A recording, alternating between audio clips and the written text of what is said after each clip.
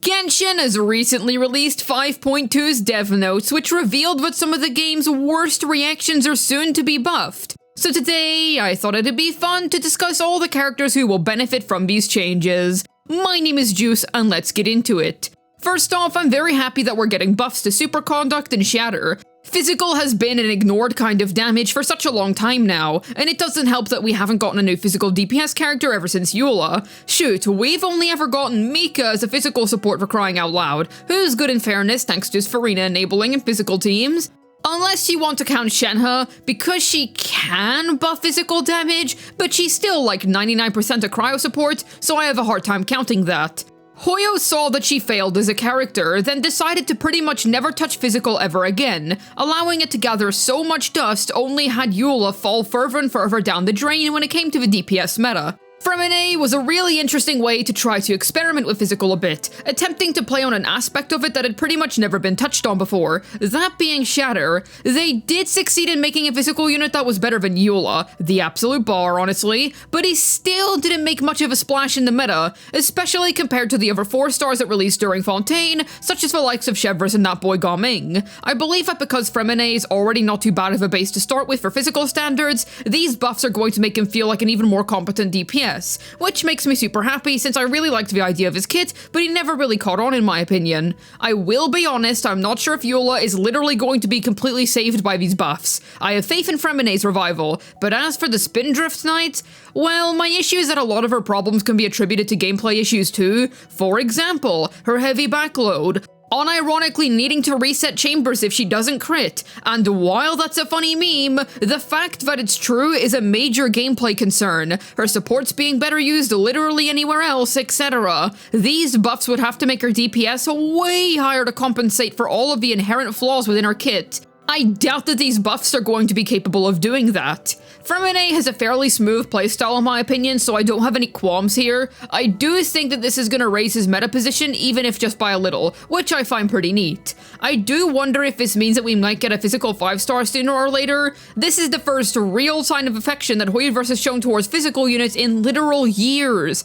and I think that's because they're preparing for a future physical 5-star. I think if we get more proper physical dedicated supports in the future, then we could see a genuine rise in the power of this small niche. Chloriander physical teams are also more or less a joke, but they do surprisingly well for just being a joke team. I doubt that these buffs will make the team do any serious amount of damage, but for all of you out there that like clowning around with meme teams, this is probably one of the stronger ones. That was already the case, but that might become even more so of a case now. Very nice buffs, incredibly needed for characters of this niche, and I hope to see more physical character fanfare soon. Fanfare mentioned? It appears as if Taser users are also getting buffed. I appreciate this since it felt like Hyperbloom totally murdered regular Electrocharge teams in cold, hard, Dendro-infused blood. While most Electro units can work in other teams in the first place, I look forward to seeing if this is going to be of any assistance to somebody like Beto, who used to be quite the meta queen back in the day thanks to Electrocharged reactions. Though, much like Eula, I think part of her problem is gameplay issues. The Abyss is so single-target centric nowadays, and Beto's DPS massively falls off in boss scenarios.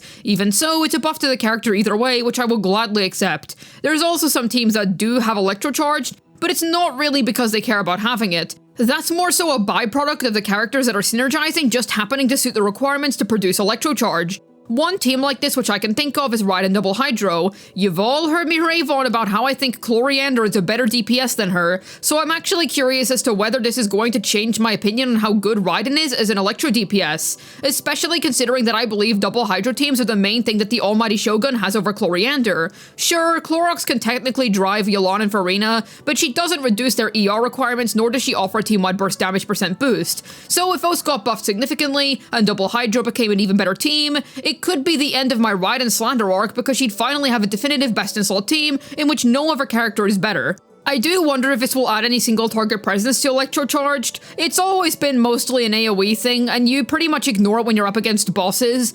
However, in this case, it's the damage of these reactions that's being buffed, not anything else, so this might help balance out Electrocharged as a reaction on the whole. I'm also curious to see what all this means for Fischl. She's always been a highly flexible unit, but during pre-aggravate days, she was best used in Taser Teams. Nowadays, while she retains a splendiferous amount of team flexibility, aggro teams are easily her best due to how well they're able to drive her A4 procs, but with Electrocharged damage being buffed, does this mean that it might even become remotely competitive with aggro for her? I heavily doubt it, but this still spells good news for those of you who used Fischl with the likes of Nuvalette or Ayato, for example, and I'm pretty much convinced that Auroron is gonna have something to do with Electrocharged. It's a little too convenient that they're buffing this reaction specifically right when they want to sell a new Electro 4-star character. With that being said, does this mean Hoyo knew that these reactions needed help, but we're waiting until just now to fix them? If that's the case, then I'm expecting him to be a great unit, because that's a whole lot of effort to go through for a single unit, when reactions haven't been buffed like this almost ever. I think the closest thing we've ever had to something like this was when Hydro Resonance was upgraded to boost HP percent due to the fact that it became the new main scaling for most Hydro units. There was also 1.6's buffs to Transformatives, with those reactions gaining a stronger EM scaling. I can see this as being good for Ayato too, since he's a DPS that lacks a genuine best-in-slot role, yet has always had decent enough Taser Teams. I don't think he's gonna become great or anything like that, but it's a cool upgrade to one of the dude's most common use cases. Animo drivers are also gonna have some fun, since they'll potentially be back in business when it comes to driving Taser Teams. The Animo cast is already insanely strong, by the way, but this is technically reviving an old use case for them, which I find pretty neat. You know, the likes of Sucrose, Hazo, or even on-field C6 Lynette.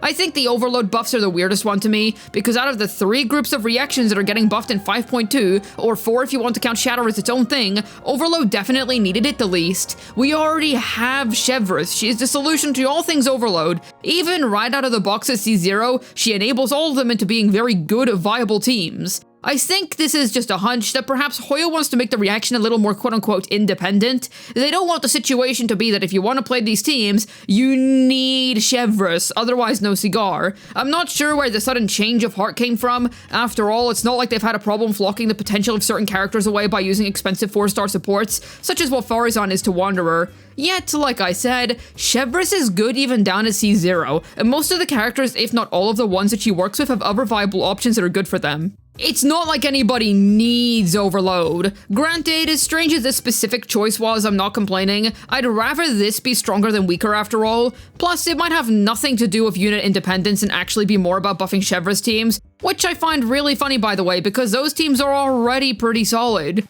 Perhaps this is Hoyo's attempt to draw up the power level of specific Overload teams, because both Clorox and Raiden are sort of dominating the territory of this reaction entirely. For example, if you're a Yoimiya Overload fan, maybe you'll find that you wish it was as strong as her vape teams. There you go, Overload buffs. Now they're closer to being even. Same goes for somebody like Yai, for example, who usually only plays in aggravate teams. Now you can justify playing her as a DPS in these teams too. It might also be offering Pyro DPS as an option that isn't vape.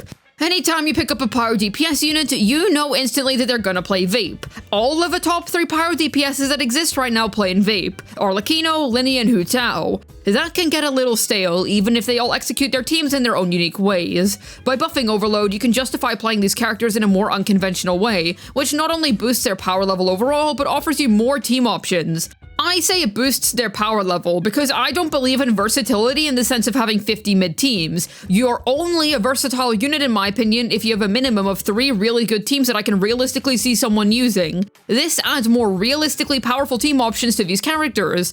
Arla already had a lot of team options before, but the higher you go up the Constellation totem pole, the more and more you begin to abandon every other team archetype in favor of Vaporize. More options is literally only a good thing. I'm not sure if any of these Overload teams will become the new best Overload team. Perhaps Arlecchinos, but otherwise, I do still think that Vape is always going to be better for most of these Pyros DPSs. With that being said, it's still an actual option that can be composed of lower investment units which can work to a very solid degree of effect. I doubt that anybody's dethroning Raiden or Chloriander anytime soon when it comes to this specific team archetype, but I can definitely see the individual units themselves expanding what they're capable of. I'm only seeing W after W here, super awesome. It could also buff teams where Overload was already present, but for other reasons, such as Hu Tao Overvape for example. That team's purpose is to have Fischl's Electro app help sustain Hydra Aura on enemies, allowing Tau to vape even if there isn't a whole ton of application going on.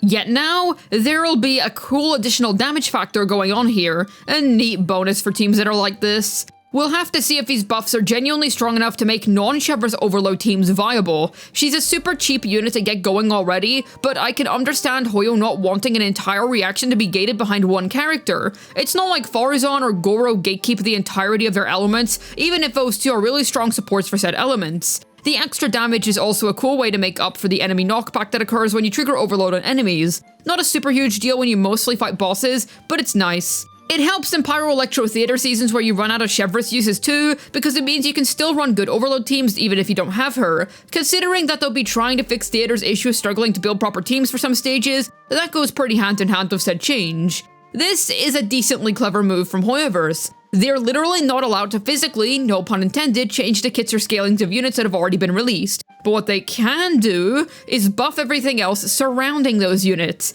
I do hope they continue to use this for game balance, and I would hope that they continue to take a buffing route. This is a double-edged sword, however, because one day they might decide to nerf Vape if they were feeling kinda funny one day. Yet as it stands, it seems like they're doing something solid with this power. Let me know what you think about these reaction changes down below in the comments, whether you think they're good or bad, or if you think I forgot to mention anyone or anything important regarding them. Hopefully this video was able to tell you who's gonna benefit from 5.2's reaction buffs. This has been Juice, signing out, and even after all of these great changes, Alloy will forever be forgotten. Rest in cheese.